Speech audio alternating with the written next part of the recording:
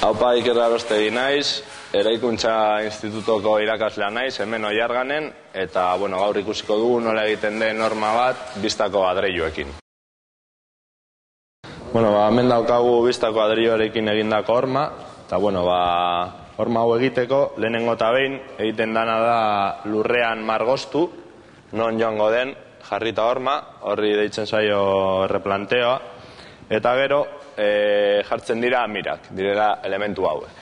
Jartzen da bat hasieran eta bestea bukaeran. Hemen ikusten den bezala, nahiko altua dago sabaia, normalean ez da horrela izaten, baina, sabaia gero eta altuago izan, gero eta zailagoa da ondo jartzea mira.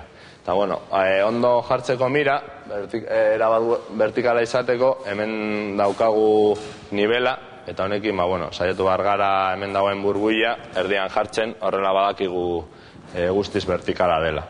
Ondoren, bistako adreilua denez, gero ikusi egingo da, eta hemen oso garrantzitsua da, dana neurri berekoa izatea. Orduan, horretarako egiten duguna da, mira hauetan margostu, non joango den adreiluaren goiko aurpegia. Eta, hiladak egiten ditugu, eta horizontalak izateko, erabiltzen dugu apareilu hau.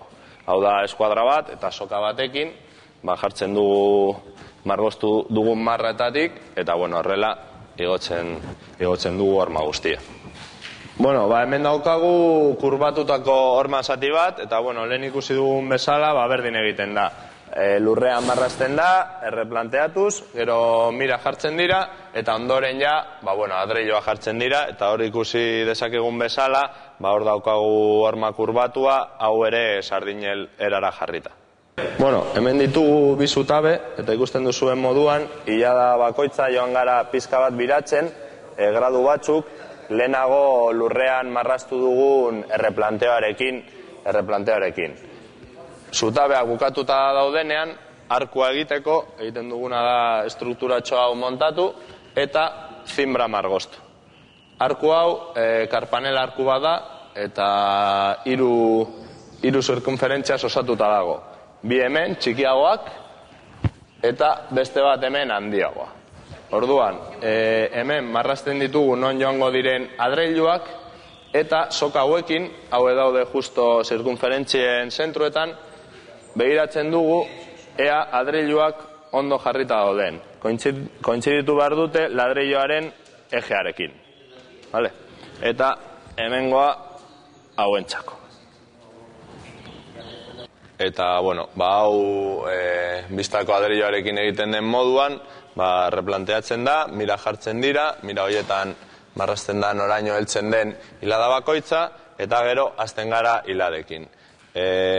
Babesa ondo jartzen dira elementu hauek, kruzeta hauek, eta horma hau konsistentzia izateko erabiltzen duguna da barilla hauek.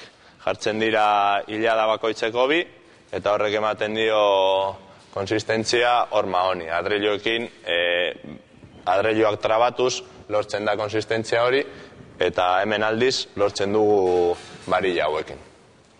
Eta aurrean ikus dezakezuen nola geratzen den babesarekin egindako horma bat bukatuta. Nola eraiki hormak bistako adreiluekin?